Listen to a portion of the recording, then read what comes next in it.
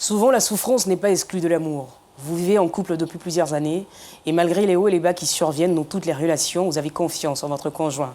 Et puis un jour, c'est le choc, votre monde s'écroule et toute votre vie est remise en question.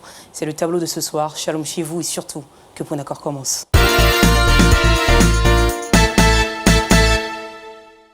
Merci beaucoup. Oui. Bonsoir à tout le monde. J'espère que vous allez bien. Public, c'est un plaisir de vous retrouver, comme tous les soirs d'ailleurs. Vous portez bien, j'espère. La semaine s'est bien passée. D'accord, donc on est d'aplomb pour une autre dose d'émotions fortes. D'accord, ça fait plaisir d'entendre ça. Pasteur Maïma, à nouveau, je vous dis bonsoir. C'est un plaisir de vous retrouver chaque fois. On se porte bien, toute la famille, tout le monde va bien, l'assemblée. Dieu merci, ça va. Ça va très bien, d'accord. En tout cas, nous aussi, on est prêts à accueillir notre invité. Merci. Et d'ailleurs, ça ne va pas tarder, on va aller assez rapidement aujourd'hui. Et donc, je vous propose tout de suite de recevoir avec moi notre témoin aujourd'hui. C'est une femme, une jeune dame, elle a quelque chose, mais je pense aussi de très important à nous dire. Elle est peut-être au bout du rouleau et espère trouver dans votre bouche aussi, pourquoi pas, la réponse au problème qu'elle traverse. On peut recevoir ensemble, s'il vous plaît, Mademoiselle Espérance, non, Madame Espérance, qu'est-ce que je raconte ? Madame Espérance Camé, on applaudit très fort. Alors on peut faire venir Espérance. Voilà. L'église déjà. Oui. Oui. Oui. Et puis je t'accompagne. Voilà. Assieds-toi. Voilà. Ça va bien ? Ça va. Ça va bien, ça fait plaisir. Alors en fait, je vous la présente, c'est Espérance. Mais parfois, je suis tentée de t'appeler Sephora parce qu'également, tu t'appelles aussi Sephora. Déjà, je te tutoie tout de suite, il n'y a pas de souci par rapport à ça. Pas de souci. Donc parfois, je dis Espérance, je dis Sephora, tu préfères quoi ? Espérance. Espérance. En même temps, moi, je préférais bien Sephora parce que ça veut dire petit oiseau. Oui. Comme vous l'entendez. Comme je l'entends. On va y aller avec Espérance, hein. On fait ce que vous voulez, d'accord ? D'accord. Alors Espérance, je vais essayer de te présenter assez rapidement. Tu as 31 ans, tu es mariée. Et aujourd'hui, je pense que tu traverses en fait une situation qui te fait venir nous voir. Tu as envie de partager avec tout le monde ici. Et nous aussi, on est impatients de savoir effectivement ce qui s'est passé ou ce qui se passe en ce moment dans ta vie, quelle est cette grosse difficulté que tu traverses au point, justement, d'être avec nous ce soir. Alors, je peux rester près de toi, hein. Je te lâcherai pas, je suis là.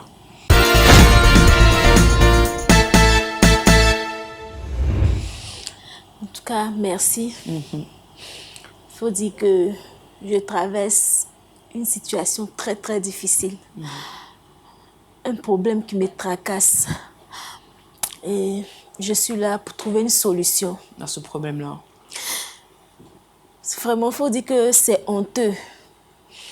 Mais il fallait que j'en parle. Voilà pourquoi je suis sur votre plateau ce soir. Alors, ce qui est bien curieux, on a toujours eu des invités, mais jamais, je sens que vous portez des lunettes, il y a une raison à cela. La paire de lunettes, est-ce que c'est dans un souci de rester caché, de rester discrète, de ne pas se faire reconnaître forcément ? Tout à fait, tout à fait. C'est dans ce souci-là.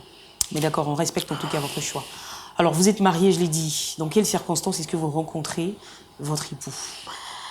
Il faut dire que mon époux, je l'ai rencontré à l'université. D'accord. On était dans la même faculté. C'est un jeune homme, je dirais, très, très calme. Il était tout le temps dans son coin. Et c'est à la fin de la 3e année d'études que j'ai commencé à m'intéresser à ce jeune homme-là. À ce jeune homme, d'accord. Mais en même temps, le premier pas a été fait par qui dans cette relation ? Il faut dire que le premier pas, quand on a commencé à se fréquenter, l'amour n'est pas venu tout de suite. J'ai voulu d'abord le découvrir, savoir qui il était réellement, quels sont ses intérêts, sa vie spirituelle. Et c'est au fil du temps que l'amour a commencé à naître et on a fini par se marier. D'accord. Mais en même temps, vous dites qu'à cette époque, votre mari était très souvent seul. Vous le retrouviez pas toujours en compagnie de d'autres étudiants comme lui. Est-ce qu'il vous a expliqué à cette époque-là pourquoi il était toujours étranché tout seul dans son coin ?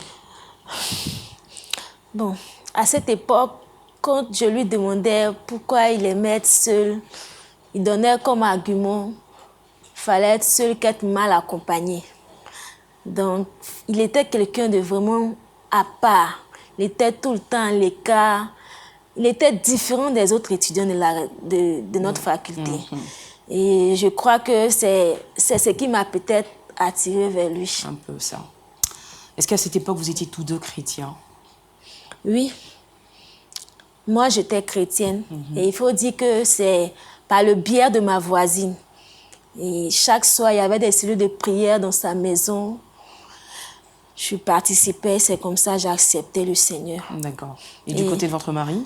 Lui, il faut dire que il est né chrétien, moi si je peux le dire ainsi, parce que ses parents étaient tous les deux chrétiens. Donc depuis l'enfance, lui, il partait déjà à l'église avec ses parents. Donc, lui, et combien de temps après votre rencontre, enfin, à l'université, que vous avez décidé en fait de vous marier? Après 3 ans. Après 3 ans, nous avons fait la dot. La dot, nous sommes allés aux fiançailles, le mariage civil, religieux. En tout cas, on s'est mariés devant le Seigneur. En tout cas, un mariage sans fausse note. En tout cas, on a eu un bon parcours. Donc, tout a été fait comme le Seigneur le demande. Donc, la dot, le mariage civil, le mariage religieux, tout le monde. Enfin, c'était un pari réussi, en fait. Donc, aujourd'hui, ça fait 5 ans que vous êtes mariés. Est-ce que je veux dire, durant ces 5 ans de vie commune aux côtés de votre mari, est-ce que là encore, ça a été un pari réussi? Est-ce que tout se passe comme vous le souhaitez? Mon mari, c'est un homme exemplaire. Il faut dire que quand on s'est mariés, on continuait toujours d'aller à l'église. Et j'ai même quitté mon assemblée pour intégrer la sienne. Et j'ai pas eu du mal à m'y intégrer. J'ai même adhéré au comité d'ordre et accueil. En tout cas, on vivait une vie heureuse, épanouie. On était épanouis. On n'avait pas de problème, on était vraiment épanouis. Donc un couple, voilà, comme tous les couples chrétiens, tout se passe bien. Depuis 5 ans que vous êtes mariés, Espérance, vous n'avez toujours pas d'enfant. Est-ce que c'est un choix volontaire?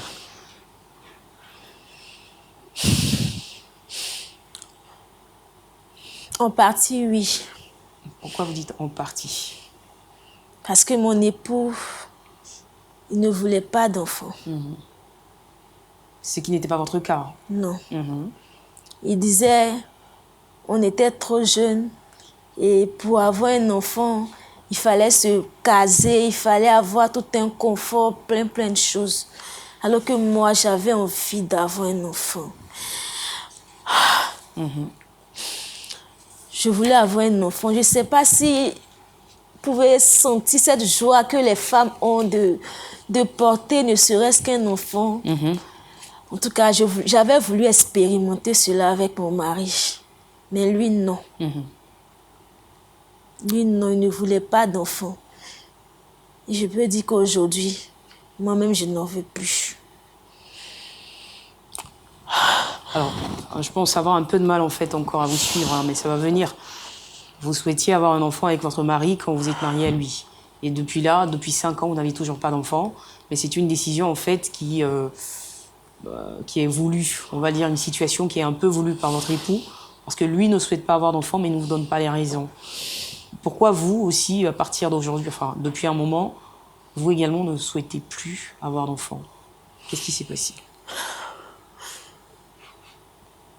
Il faut dire qu'on vivait une vie de couple heureux. Mais depuis 8 mois, tout a basculé.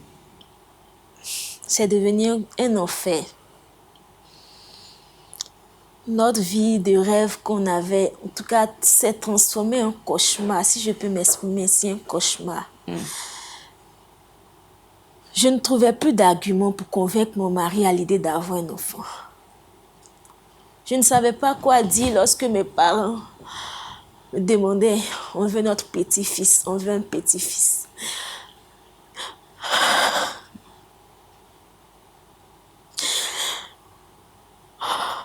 Ses parents également, on veut notre petit enfant, on veut notre petit enfant.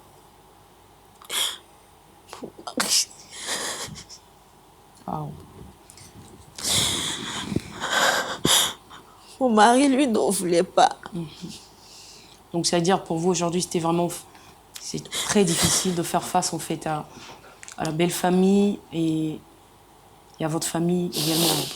Ne trouvez plus les mots en fait pour justifier pourquoi jusque-là vous n'avez toujours pas d'enfant avec votre mari. Alors, calmez-vous, reprenez vos esprits et puis on va y aller tout doucement. Alors, faut dire que un matin, je boudais mon mari, je le boudais parce que j'en avais marre. Chaque fois les mêmes choses, les mêmes choses. Vraiment, ce jour-là, je peux dire que cela a été notre première dispute. Bon, si je peux le dire ainsi, en tout cas. L'une des plus grosses disputes en fait dans votre vie de couple depuis que vous étiez mariés. Voilà, l'une des plus grosses disputes. Vraiment, chacun est parti de son côté avec la colère. On n'a pas en tout cas trouvé un point d'accord. On n'a pas trouvé un point d'accord. Chacun est parti de son côté. Vraiment, c'était un coup dur, mais... Et c'était toujours, enfin je veux dire, c'était toujours pour la même raison en fait. Pour la même raison. Vous vouliez un enfant, votre mari n'en voulait pas. Alors au départ, quand il vous a fait savoir qu'il ne souhaitait pas avoir d'enfant, est-ce qu'il vous a donné des arguments valables, des raisons en fait qui expliqueraient ce choix, cette décision? Aucune. Sauf qu'il fallait être préparé pour avoir un enfant, c'est tout. Et donc vous pensez qu'aujourd'hui, vous êtes, je veux dire, vous avez une vie qui vous permet en fait d'accueillir un enfant dans votre vie. Vous avez Madame, écoutez, nous sommes chrétiens. Et la Bible dit, l'enfant est un don de Dieu. Et je crois que lorsque Dieu vous donne un enfant, il n'y a vraiment rien de tel que d'avoir un enfant, de porter un enfant dans son sein. Je peux dire, c'est le plus beau cadeau que la vie peut nous offrir. Donc, pour dire, il faut être prêt. On ne peut jamais être prêt, suffisamment prêt pour avoir un enfant. D'accord. Alors, on va revenir donc à cette fameuse dispute avec votre mari. Donc, vous vous disputez et chacun part de son côté. Donc, c'est-à-dire, quand vous dites chacun part de son côté, c'est quoi? C'est une séparation ou c'est juste que chacun se rend dans son lieu de travail pour se retrouver à la maison le soir? Tout à fait. D'accord. Tout à fait.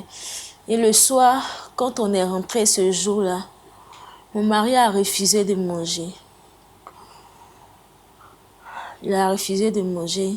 Mais vous aviez tenté la réconciliation pour essayer de vous excuser en fait pour la dispute du matin? Il faut dire que moi aussi j'étais vraiment fâchée contre mon mari parce que je n'arrivais pas à comprendre pourquoi depuis tout ce temps il refusait carrément l'idée d'avoir un enfant. Je n'arrivais pas à comprendre. Je ne sais pas, mais je n'arrivais pas du tout à comprendre son attitude. Donc ce jour-là, il faut dire que chacun était de son côté. Donc, comme je le disais, il a refusé de manger. D'accord. Il est allé se laver. Et donc ça, il y a 8 mois en arrière, en fait. Hein. Oui. D'accord. Oui. Et ce jour-là, il a demandé à me parler dans la chambre. Alors, avant de savoir donc ce que votre mari vous a dit ce soir-là, il y a aussi une raison pour laquelle vous êtes venu. Hein. Vous avez déjà pris une décision. Quelle est cette décision que vous avez prise avant d'arriver ici, sur ce plateau? Je sais que cette décision va paraître un peu dure pour certaines femmes, pour certaines personnes. Mais moi, je veux divorcer d'avec mon mari. Vous voulez divorcer?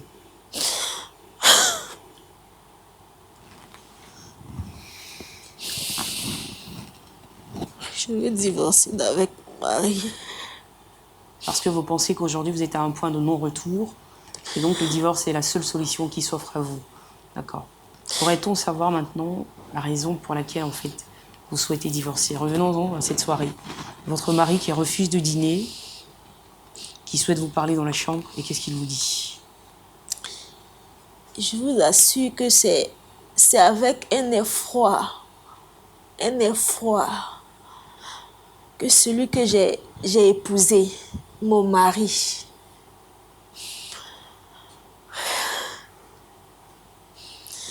je ferai l'effort de ne pas pleurer sur ce plateau. Mais non, vous pouvez y aller. Si ça vous fait mal, il n'y a pas de problème, madame. Vous pourrez pleurer, bien sûr. Qu'est-ce qu'il vous dit, votre mari? Mon mari m'annonce qu'il a une attirance pour les hommes.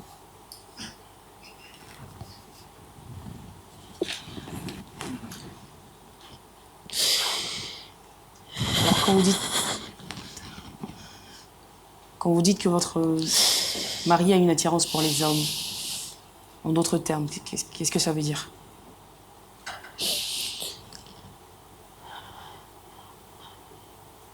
Mon mari est homosexuel.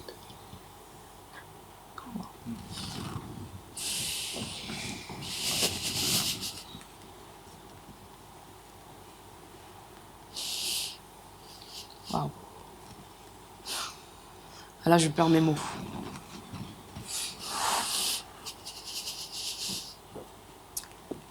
Alors, Espérance, ah là là là là. Je veux dire, votre mari et vous êtes chrétiens. Vous êtes mariés depuis 5 ans. Vous n'avez jamais soupçonné, enfin je veux dire, il n'y a jamais rien eu dans son attitude qui vous a laissé peut-être penser qu'il serait... À quel moment en fait son orientation sexuelle a changé justement?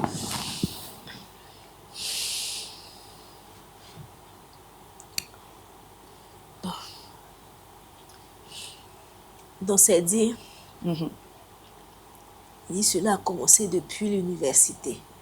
Depuis que vous étiez à l'université en fait? Bien avant qu'on ne se rencontre. D'accord. Il dit comme ça que il est né avec, que rien ne pourrait le changer. Et que s'il m'a épousée,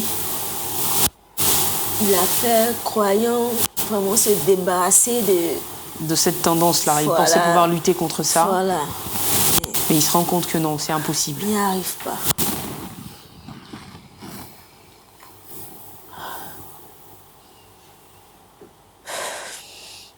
Wow.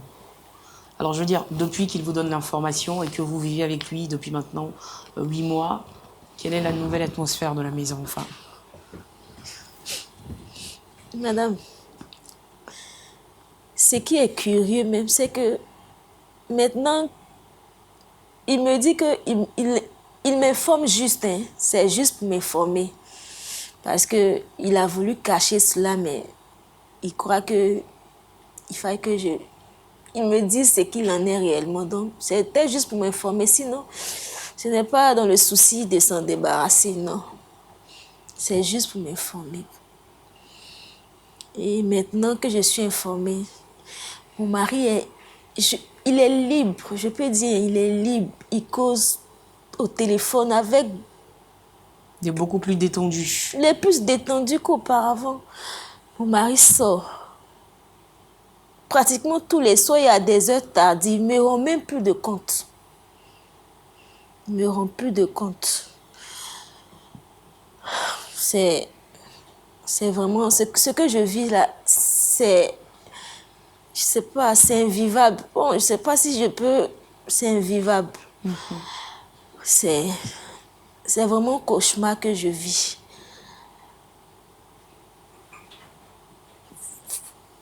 Vous imaginez un instant que mon mari, l'homme que j'ai épousé est homosexuel, madame.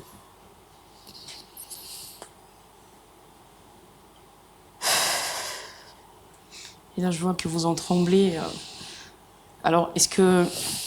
Espérance, enfin, ça fait 8 mois, donc 8 mois que vous supportez toute seule, en fait, ce fardeau. Est-ce que vous avez cherché, ne serait-ce que de l'aide, à en parler peut-être autour de vous, à un témoin, à un pasteur, à une maman, à quelqu'un de plus expérimenté peut-être?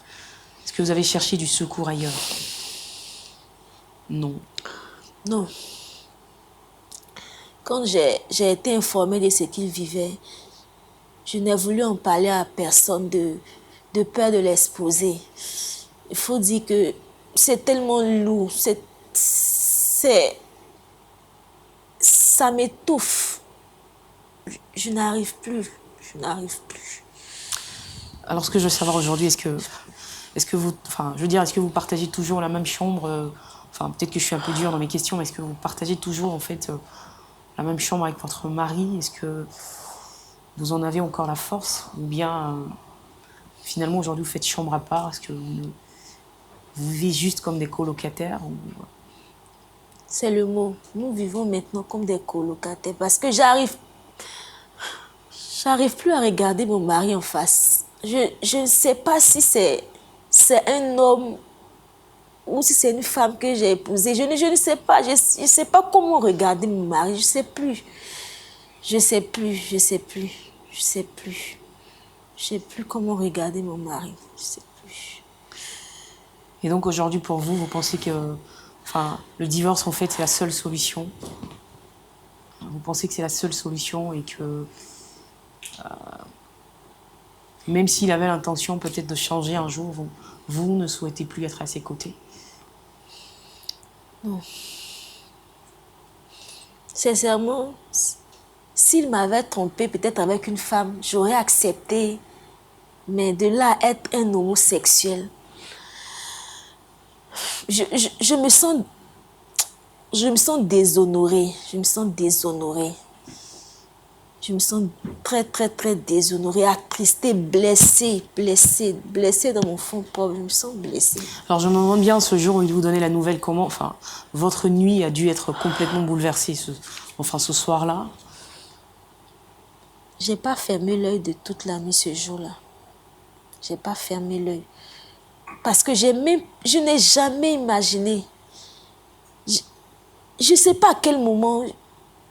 Je n'ai jamais soupçonné quoi que ce soit. Et alors, et ses responsabilités à l'église, parce que vous avez dit qu'il était aussi dans le bureau de la jeunesse. Hein. Qu'en est-il de ses tâches à l'église? C'est après cette nuit-là que j'ai compris pourquoi il s'est détaché de toutes ses responsabilités à l'église. Parce que il y a, disons, plus d'1 an en arrière, il s'est carrément retiré de toutes les obligations qu'il avait à l'église. Sans donner d'explication valable. Aucune raison. Aucune raison. Aucune raison. Donc aujourd'hui, vous ne partagez plus de repas ensemble avec votre mari, non. Vous êtes dans la même maison, mais chacun vit sa petite vie de son côté. Tout à fait. J'arrive plus à supporter mon époux. Et vous est-il arrivé déjà de le rencontrer avec ses partenaires? En tout cas, il fait tellement bien ces choses que j'ai jamais vu quelqu'un. Non, mais je veux dire, depuis qu'il vous a donné la nouvelle, en fait. Maintenant, vous dites qu'il est beaucoup plus libre. Donc, au téléphone, vous avez déjà surpris des conversations aussi? Si. Vous les entendez? Je l'entends causer, mais...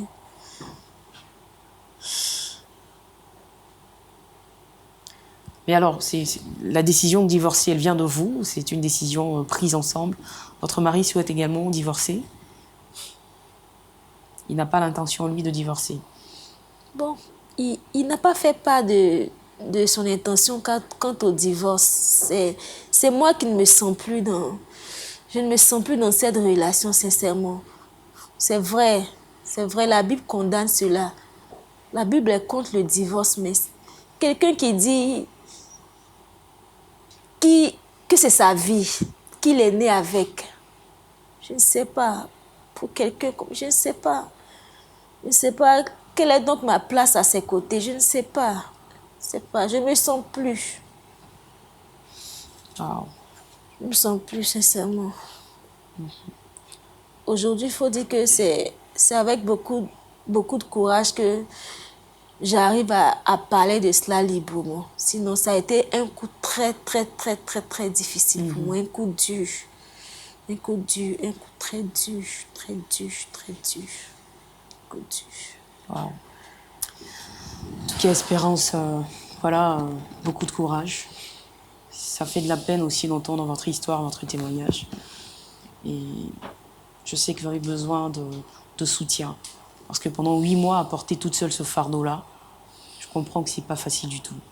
Et en tant que femme, forcément, à un moment, on se sent un peu sali, on se sent un peu humilié quand même, de se voir voler sa place d'épouse par un homme, c'est clair. Donc, beaucoup de courage encore. Et puis, séchez vos larmes, d'accord? Vous êtes vraiment une grande dame, assez de courage quand même. Je comprends maintenant pourquoi est-ce que vous avez porté la paire de lunettes. On va essayer d'entendre ce que le public a à dire par rapport à cette histoire. Et peut-être que dans les différentes analyses, on trouvera aussi une solution. Est-ce que le divorce est la meilleure des solutions en ce moment, dans votre cas précisément? Est-ce que lorsqu'on est face à une telle situation, Dieu nous autorise à divorcer? Est-ce que si elle divorce, elle pêche automatiquement? On va essayer de comprendre toutes ces interrogations-là. Le micro, est-ce qu'il est prêt déjà pour que j'entende quelqu'un se prononcer sur la situation d'Espérance? Public, quelqu'un souhaite intervenir? Oui, bien sûr, il y a une main. Allez-y, on passe le micro. Bonsoir, monsieur. Bonsoir. Vous allez bien? Oui, je vais très bien. D'accord. Vous avez déjà été confronté à une histoire de ce type une fois? Vous avez déjà entendu? Effectivement. Et dans votre situation, de quoi est-ce qu'il s'agissait? Voilà, il s'agissait vraiment d'une famille où la dispute était réellement régnait dans cette famille. Voilà. Et le mari, bon, il avait plusieurs maîtresses, si on peut m'exprimer ici. Et donc, quand la femme a appris cela, ils étaient une famille chrétienne. Et elle avait pris la décision de divorcer. Mais regardant à la Bible même interdit le divorce. Parce que si elle divorce, elle ne doit plus se remarier. Voilà, la Bible dit. Donc, face au conseil vraiment des pasteurs de l'église, elle a décidé de rester dans le foyer. De rester dans le foyer. Mais en même temps, on reste dans un foyer où on n'est pas heureux, où finalement on a l'impression de ne pas exister. Est-ce que c'est aussi la bonne solution? Donc vous, ce que vous conseillez aujourd'hui à Espérance, en fait, c'est quoi? C'est de rester toujours? Effectivement, c'est de rester toujours, parce que si elle jette un regard rétrospectif dans le... Voilà, elle va voir qu'au mariage, c'était pour le bien, le meilleur pour le pire. Et voilà, donc voici la situation. Elle va considérer cette situation comme c'est un malheur pour elle. C'est une situation tragique. Mais la réalité, c'est que devant Dieu, elle a pris la décision de l'aimer. Et c'est devant l'autel de Dieu. D'accord, juste devant vous, passez le micro à la dame, bonsoir. Bonsoir, madame. Ça va bien? Oui, ça va. D'accord. Alors, imaginez que vous êtes, vous, à la place d'Espérance, aujourd'hui, un mari qui vient vous annoncer comme ça, aussi froidement, enfin voilà, qu'il a une autre orientation sexuelle. Comment vous auriez réagi? Bon. Humainement parlant, ça sera en tout cas vraiment difficile pour moi. Je ne sais même pas, peut-être même, je peux même arriver à lui porter main si j'étais à sa place. Parce que c'est vraiment, vraiment tragique. C'est un choc. À sa place même, je n'allais même pas dormir dans la maison. J'allais peut-être partir ailleurs, ne pas le voir même. C'est vraiment difficile. Mais je la conseille en tout cas de ne pas divorcer. Parce que je pourrais dire, si son mari a eu le courage de venir lui dire qu'il est homosexuel, je peux dire que c'est Dieu qui l'a incité à lui dire. Et de sa part, ça pourrait, puisqu'elle est chrétienne, une femme chrétienne, c'est une manière pour Dieu de lui dire que ce n'est pas le moment de baisser les bras, c'est le moment de vraiment, vraiment prier pour son homme. Parce que c'est ce que, je pourrais dire, la Bible dit, nous sommes une aide pour l'homme. Ce n'est pas le moment de baisser les bras. C'est maintenant qu'elle doit vraiment se construire une atmosphère, en tout cas dans la maison, une atmosphère de prière véritablement pour un combat. C'est-à-dire prier véritablement pour que cet esprit-là laisse son mari. Dieu n'a jamais créé une personne homosexuelle. Et il ne va jamais le faire. Donc, s'il vient lui dire non, je suis né comme ça, Dieu ne peut jamais créer un homme-femme.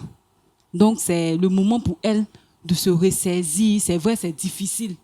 Mais lorsque c'est difficile, ça nous donne encore plus de force pour prier, pour mener le combat véritablement pour son mari, parce que c'est pas facile. C'est vraiment pas facile. Merci beaucoup. Une autre intervention ici. D'accord, on y va. Allez-y, bonsoir. Bonsoir, merci. Sans toutefois désappointer tous ceux qui nous suivent, je ne suis pas aussi contre l'intervention de mes frères et mes sœurs. Mais si on doit s'imprégner de la Bible, il est dit dans le livre de Genèse que tout homme se marie et que le couple soit exemple de toute usure. Ça veut dire quoi? Lorsque tu te donnes dans une certaine relation devant Dieu, il y a des comportements à adopter. Et si je dois même ajouter encore une autre idée, la Bible dit, si c'est mon œil ou bien mon bras qui doit m'hypothéquer pour ne pas aller au paradis, il faudrait que je le coupe. Donc, en tant qu'une chrétienne, c'est bien vrai que la vie sur la terre, c'est intéressant. On éprouve des sentiments pour son conjoint. Mais sachant qu'on est tous passagers sur cette terre. Et c'est pas à cause d'une personne qu'elle va rater, en tout cas, l'avènement glorieux que le ciel. Je ne juge pas son conjoint. Mais comme il a si bien souligné, il utilise comme bon. C'est juste en fait un moyen de faire diversion en voilà. fait. Ouais.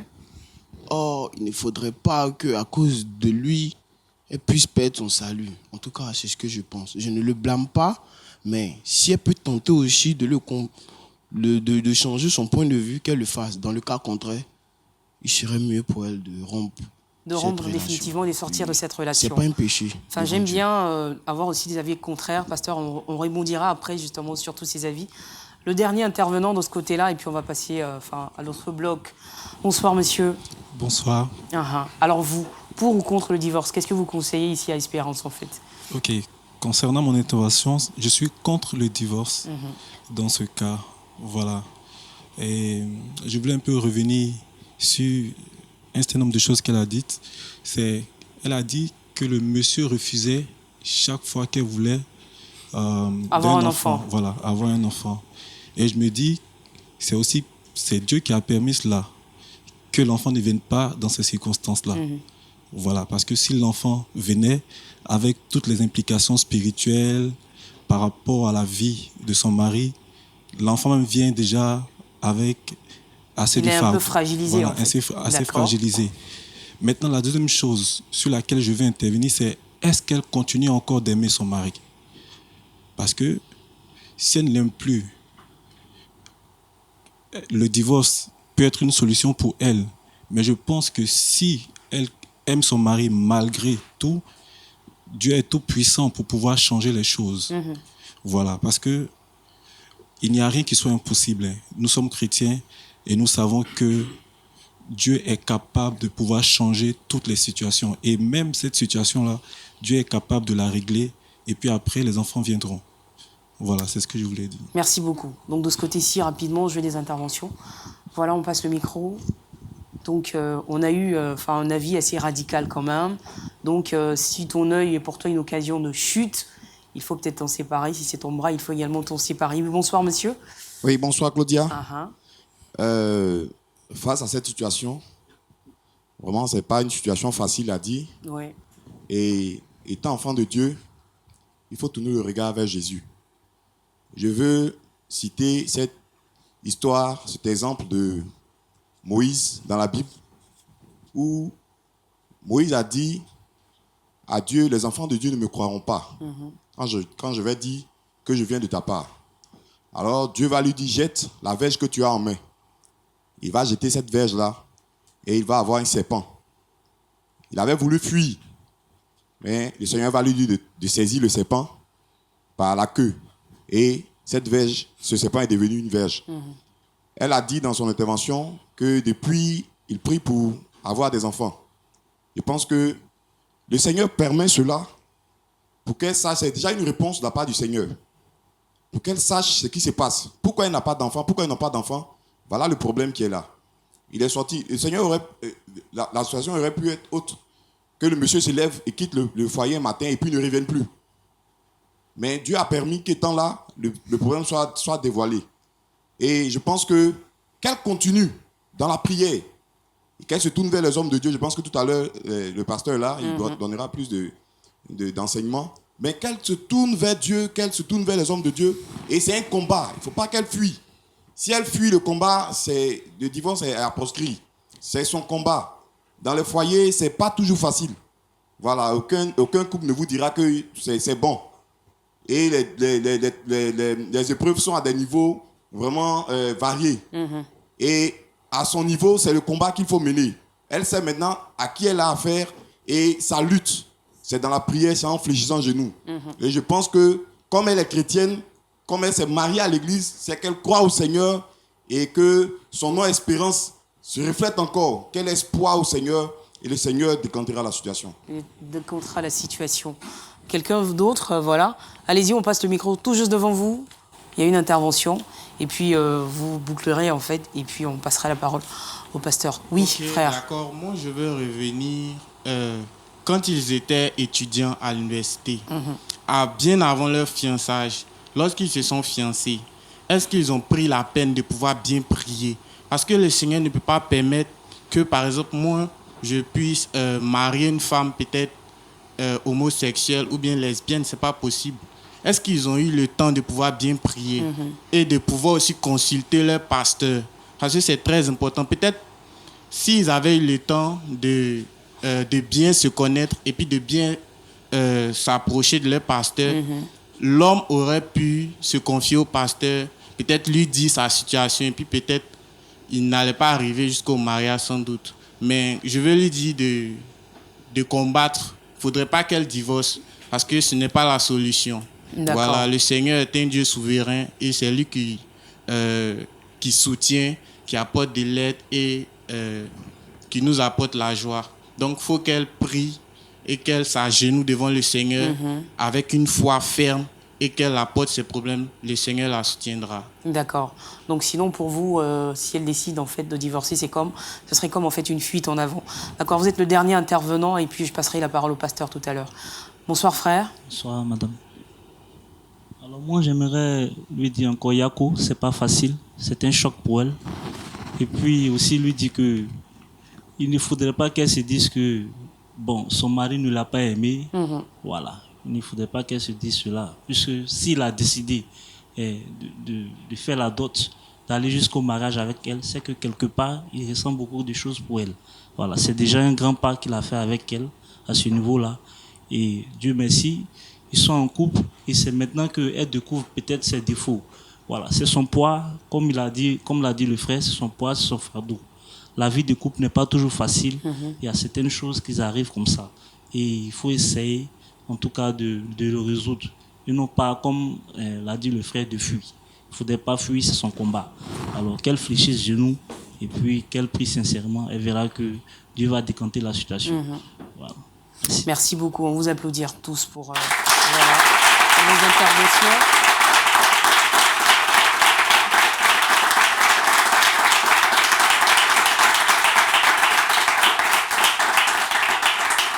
Bien. Alors, pasteur Brahima, voilà, donc, une autre histoire encore qui donne quand même un tout petit peu froid dans le dos. Beaucoup d'avis ont été donnés de la part des bien-aimés, donc je pense que vous avez aussi pas mal de choses déjà à dire en ce qui concerne justement la triste situation de notre sœur Espérance ce soir. Un mari homosexuel, alors qu'on est tous deux chrétiens, franchement, c'est un scénario impensable en fait, quoi. On s'attend à tout sauf à ça, ça c'est sûr.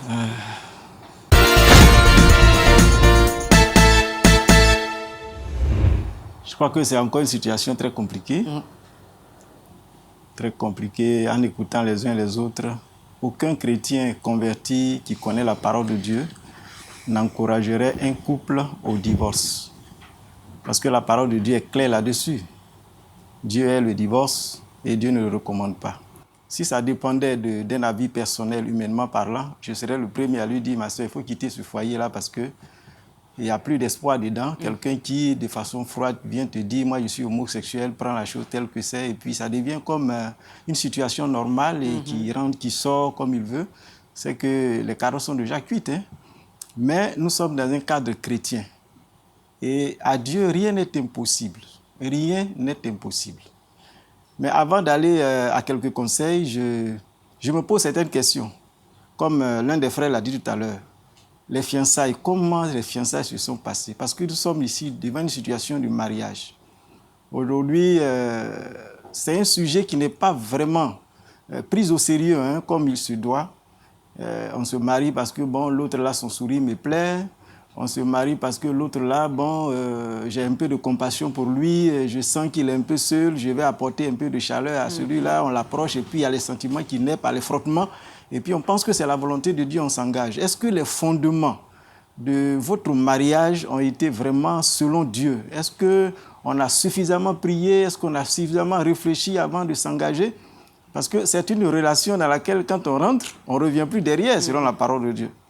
Donc avant d'entrer dans une telle relation, il faut la mûrir, il faut il faut prendre toutes les dispositions dans la prière, interroger le Seigneur. Je crois que si Dieu est avec vous, je ne dis pas qu'il n'aura pas de difficultés, mais quand on entre que c'est la volonté de Dieu, le Seigneur nous accompagne. Quand il y a les épreuves, Dieu nous aide à surmonter, parce qu'il est le Dieu de l'impossible. Alors, je pose toutes ces questions et l'autre question qui me vient à l'esprit, c'est comment est-ce qu'ils ont géré l'après-mariage? Est-ce que quand ils se sont mariés, la parole de Dieu, quelle était sa place au milieu du foyer? Est-ce qu'il y avait un culte familial? Est-ce qu'autour de la parole de Dieu, on discutait? Est-ce qu'on priait ensemble? Parce que tout ça là aussi, c'est important. Quand on prie ensemble, qu'on discute ensemble, il y a certains sujets, n'est-ce pas, qu'on peut découvrir dans la prière. Il y a certaines choses qu'on peut dévancer. Voilà, c'est le mot que je cherchais. Qu'on peut dévancer, certaines situations qu'on peut dévancer dans la prière. Mais est-ce que tout cela, est-ce qu'il y avait ce cadre-là où on met Dieu au centre de notre foyer, où on donne la priorité au Seigneur dans notre foyer et on permet au Saint-Esprit, on permet à la puissance de Dieu de dévancer les situations pour nous? Est-ce que ça a été le cas? Parce que là, elle est venue nous dire que son mari lui dit qu'elle a été surprise. Je crois qu'il devait avoir quand même des signes. Il devait avoir quand même des signes. Oui, même par rapport à leur intimité. En fait, pendant 5 ans de... Voilà, par rapport à leur intimité en tant qu'homme et femme, elle devait sentir quelque chose, je pense. En regardant tout ça, la gestion de tout ça, elle devait quand même voir, sentir qu'il y a quelque chose qui ne va pas. Voilà. Mais bon, dire qu'elle a été surprise, bon, peut-être qu'elle n'a pas dit tous les détails, mais c'est des questions que je me pose. Voilà. Dans un couple chrétien, la parole de Dieu doit être au centre, la prière doit être au centre. Après le mariage, on ne tombe pas dans l'euphorie de la joie et puis on laisse les choses aller comme ça. Parce que nous sommes sur un terrain spirituel. Il ne faut pas laisser l'adversaire pénétrer et nous surprendre dans les choses. Donc je pense que peut-être qu'il y a eu une certaine négligence à ce niveau-là, il y a eu un laisser-aller. Et puis, ce monsieur qui servait le Seigneur, qu'elle a trouvé à l'église, on ne sait pas d'où la situation est venue, tout d'un coup se retrouve dans cette situation. Alors, est-ce qu'il y a finalement... elle porte bien le nom d'Espérance. C'est ça. Ce que je veux dire, est-ce qu'il y a moyen aujourd'hui d'avoir encore de l'espoir, de pouvoir recoller les morceaux? Oui, c'est là que je vais venir maintenant donner des conseils. Je crois qu'ils font partie d'une église, même s'il a abandonné toutes ses responsabilités, mais s'il n'a pas encore abandonné l'église, et même s'il a abandonné, il y a un serviteur de Dieu qui est là, qui le connaît bien. Il y a eu des témoins du mariage, il y a eu des parents qui sont intervenus. Il ne faut pas qu'elle ait honte d'aller vers ces gens-là pour dire « bon, mon affaire va sortir ». C'est déjà sorti de toutes les façons. Donc, on ne doit plus se voiler la face, il faut aller droit au but. Essayer de prendre le problème à bras le corps et le régler. Mais je veux dire, aujourd'hui, on se retrouve dans une situation où il est carrément impossible en fait, de raisonner son mari. C'est-à-dire que lui, c'est un combat qui se fera sans lui, parce que lui, rien n'est impossible à Dieu. Il peut même quitter le foyer, partir, et puis par la prière, il peut revenir se repentir, demander pardon. Rien n'est impossible à notre Dieu. Il faut qu'elle-même se rende compte qu'elle se ressaisisse, qu'elle arrête d'abord de faire du divorce, la voie de solution. Dans un premier temps, qu'elle regarde ce monsieur-là comme quelqu'un qui a besoin d'être délivré, qui a besoin de prière, qui a besoin d'être aidé. Parce qu'elle a aimé. Donc, il faut qu'elle pense déjà à son salut. Il est perdu, là. Il a quitté la voie du salut. Et il s'est adonné à une abomination, puisque dans Lévitique 18, verset 22, il est dit qu'un homme qui couche avec un homme comme on couche avec une femme, c'est une abomination. Et la conséquence, c'est la mort. C'est ce que la parole de Dieu nous dit. Et Dieu condamne une telle pratique. Ça veut dire que lui, là, il est sur un chemin de mort. Donc, à partir de ce moment, si elle l'aime encore comme certains l'ont demandé, je pense qu'elle ne doit pas d'abord penser au divorce. Elle doit mettre un peu d'eau dans son vin, s'arrêter un instant pour dire que ce monsieur a besoin de délivrance et faire de la voie de la prière la priorité aujourd'hui. Prier parce que Dieu est capable de changer toute situation. Et je pense qu'en approchant le pasteur, l'homme de Dieu qui est là, pour lui faire part de la situation qu'elle vit, associant certainement les gens de l'église qui vont essayer de rencontrer le monsieur, et avec la prière, Dieu peut faire quelque chose parce que rien n'est impossible à Dieu. Exactement. Il a besoin de délivrance, il a besoin que Dieu intervienne dans sa vie parce que là, il est complètement perdu. Alors, Espérance, tu viens, tu te rapproches un peu de moi, viens, tu rapproches un peu de mon siège. Voilà, viens avec ton siège. Voilà. Là, tu vas rester à côté de moi. Et puis, je vais te prendre la main. D'accord. Alors, tu as entendu tout ce qui a été donné comme conseil. Hein. Je sais bien que c'est pas facile pour toi. Mais notre Dieu, c'est celui qu'on appelle le Dieu de l'impossible. D'accord? Et donc ça, c'est pas une situation qui est difficile à ses yeux. D'accord? C'est vrai qu'en venant ici, tu avais pris la décision de divorcer, mais tu ne dois pas divorcer. Parce que ton mari a encore besoin de toi, n'est-ce pas? Est-ce que tu penses que tu peux revenir sur ta décision, aller rencontrer ton pasteur, lui en parler, et soutenir ton mari dans la prière parce qu'il a vraiment besoin de toi. Tu es son aide, n'est-ce pas? Est-ce que tu penses que tu peux revenir sur ta décision? Oui. Tu penses que tu peux revenir sur ta décision? Il y a encore un peu d'amour dans ton cœur pour ton homme que tu as épousé devant Dieu, devant les hommes, et pour qui tu as dit que tu étais prête pour le meilleur et le pire. Tu penses que dans ce cœur qui bat, il y a encore un peu de place pour de l'amour? Pour que tu fléchisses les genoux et que tu présentes ta situation convenablement au Seigneur. Tu penses que tu peux le faire? Je pense que je peux le faire. Tu aimes encore ton mari? Je l'aime. Il faut dire que je voulais vous dire merci. Merci parce que il faut dire qu'il y a des personnes sur lesquelles on peut toujours compter quand on est en difficulté. Vraiment, merci à tous ces frères-là qui vraiment ont voulu me soutenir. Sans te connaître forcément. Tout à fait. Et partager avec toi ton fardeau. Merci à l'homme de Dieu aussi pour ses conseils. En tout cas, je crois que toutes ces interventions m'ont fait beaucoup de bien. Vraiment, que Dieu vous bénisse. Amen. Mais vous aussi, vous êtes bénis. Est-ce qu'on peut applaudir très fort?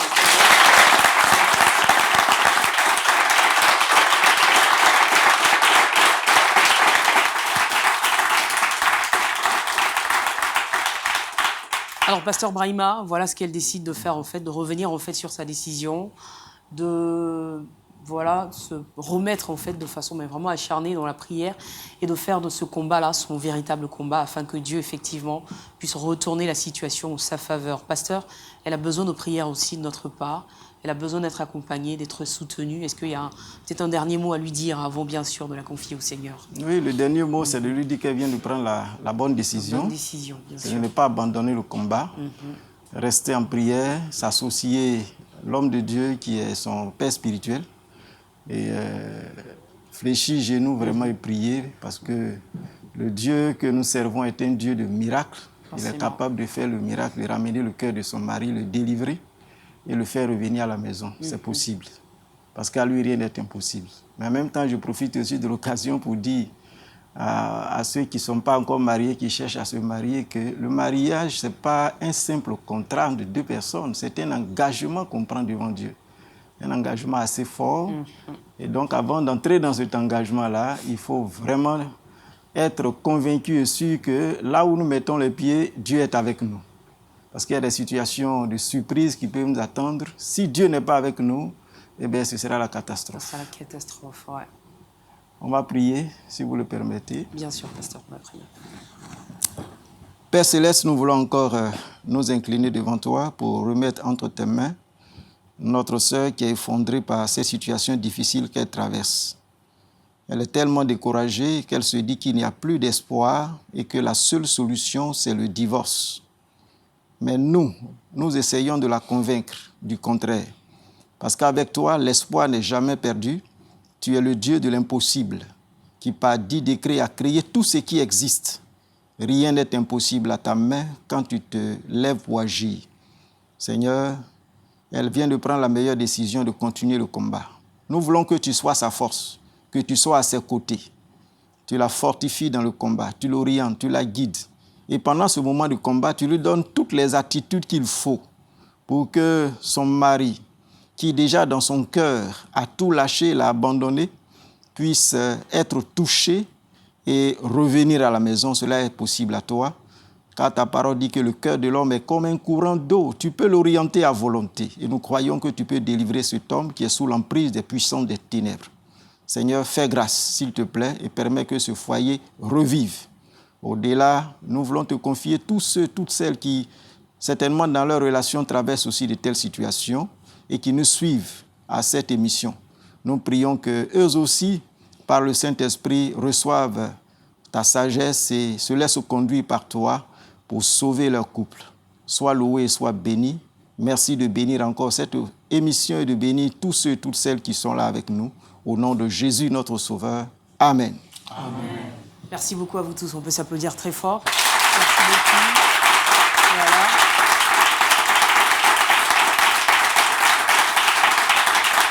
Merci, pasteur.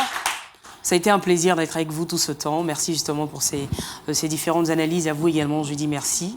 Retournez chez vous avec toute la grâce de Dieu. Et puis, Espérance, sache simplement que tu es victorieuse, je le crois. Donc, que tu repartes chez toi avec cette conviction. C'est bon? Donc, tu ne vas plus pleurer. D'accord? Tu ne vas plus pleurer, plus laisser les larmes couler, parce que sinon, tu aurais donné donc satisfaction à l'ennemi. Mais tu auras la victoire dans cette épreuve, et je le crois, au nom de Jésus. Merci donc à vous tous qui nous avez suivis. Ce fut un plaisir. J'ai envie de dire qu'on a trouvé un point d'accord à cette émission aujourd'hui. C'est pas toujours le cas, mais quand ça se fait, on est super content, et j'espère que vous aussi avez été touchés par justement la situation d'Espérance. Mais en même temps, à sa place, qu'auriez-vous fait? Vous le savez bien. Le débat est ouvert, il peut se poursuivre chez vous. Bonsoir.